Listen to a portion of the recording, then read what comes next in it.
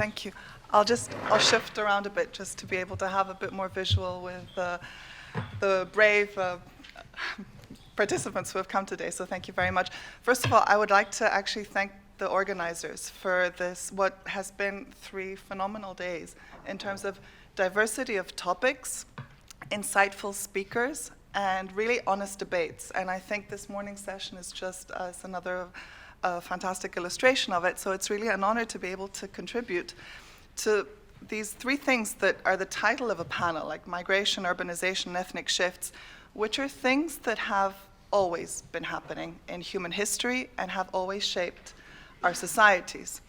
But just the way and the new dynamics that they've undertaken in the last few years have, so the political and economic context have made them increasingly polarizing and challenging in perceptions and also in terms of finding ways to find common policy responses to them. So migration, urbanization, ethnic shifts.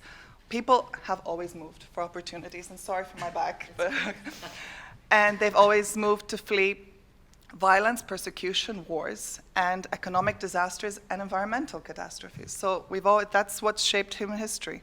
And they've always tended to gather in cities. So yes, finally cities are being recognized for the importance, because that's where talent and opportunities agglomerates in, and that's where jobs and mixing of populations and ideas and innovation happens. So yes, thanks, cities. Thank you for putting cities finally on the agenda. And then the ethnic shifts, which is a bit of an awkward concept, but essentially societies have always been trying to manage the diversity that inherently exists within them, to integrate the new arrivals, to find ways to respect the diversity while, through institutions, through policies, and through narratives, to create cohesion, societal cohesion, to create senses of belonging and the desire to participate. So that's the context I also came to this panel. And what I wanted, I think a lot of the context has already been provided.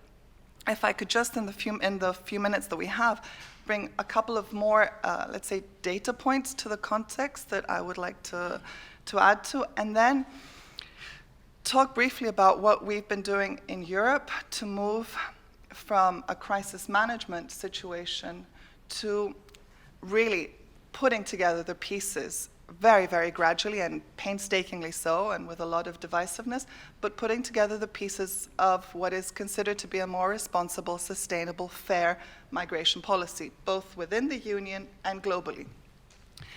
And then I'd like to close, because we've been looking at the current situation in the past, but I'd also like to close with to highlight a couple of trends that, from the work that we've been doing at the EPSC, and I say we, together with Klaus Sorensen, because we also had the opportunity, sadly so, to live the way the migration crisis played out in 2015, 2016 from within the Commission, because the Political Strategy Center is the in-house think tank of the European Commission connected with the President Juncker's office.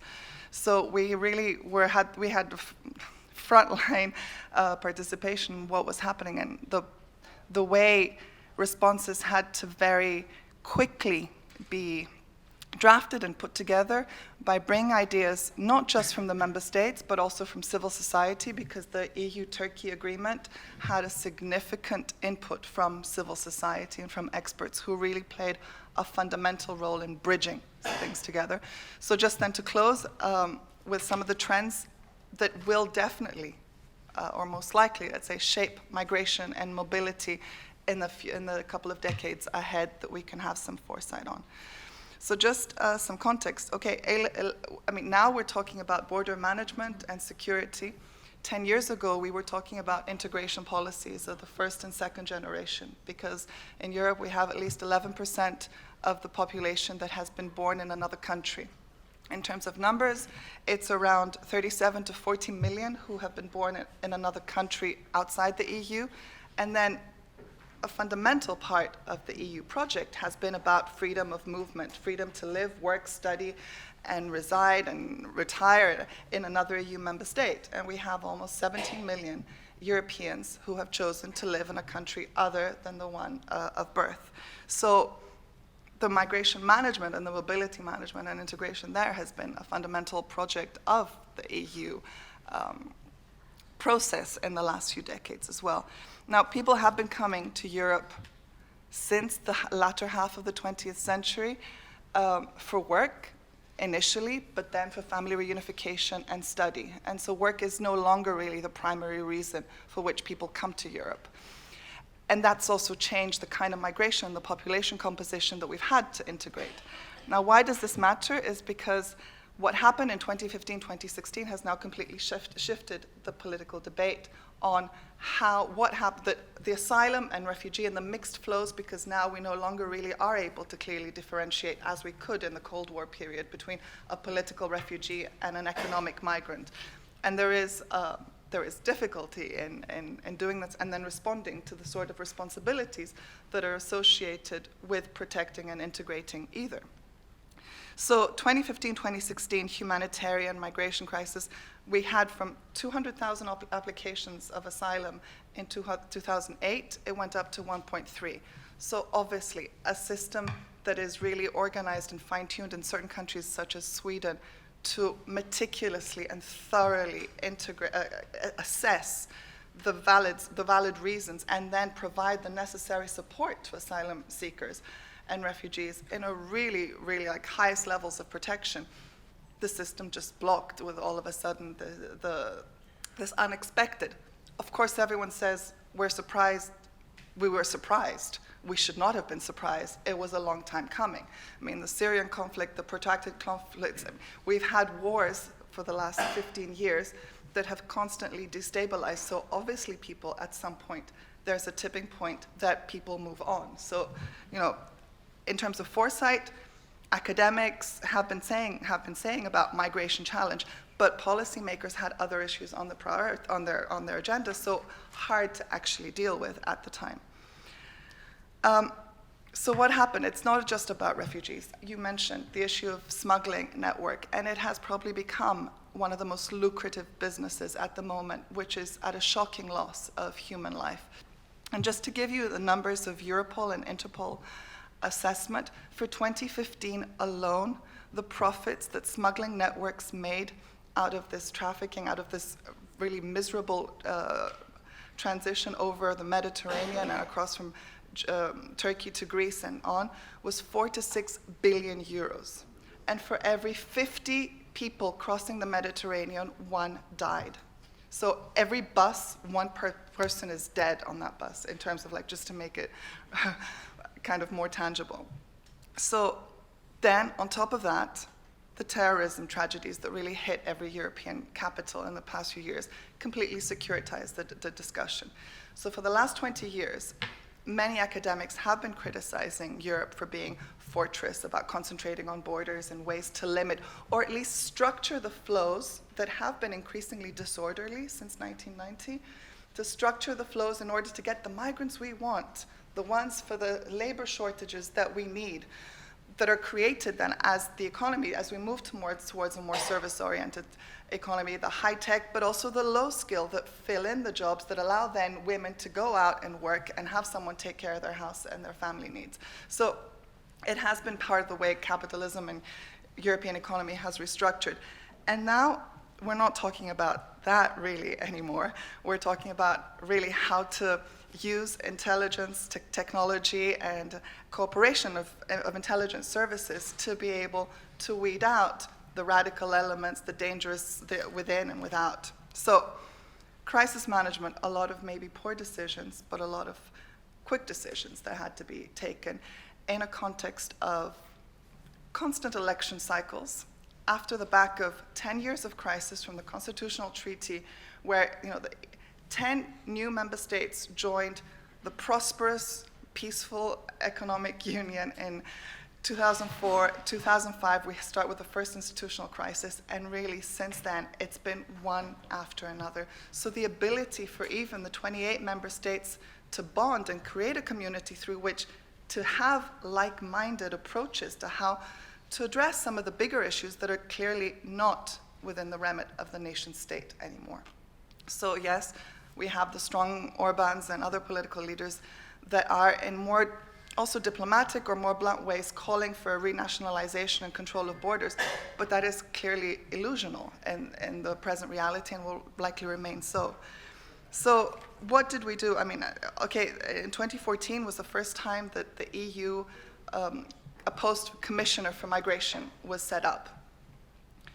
And between 1990 and 2014, there are numerous pieces of legislation in terms of like securing equal access and non-discrimination and trying to establish common minimum standards, obviously at the lowest common denominator across the EU 28. But then it was about, okay, we managed the crisis, but clearly this is not going to be the first one, and we're going to have more. So what do we do with the more? And I'll be very quick. Can I be 2 minutes then? Sorry. So yes, what do we do? What do we have now on the plate? Reform the common asylum system to make it operational. That involves compulsory and voluntary relocation. Very difficult to digest still for many member states.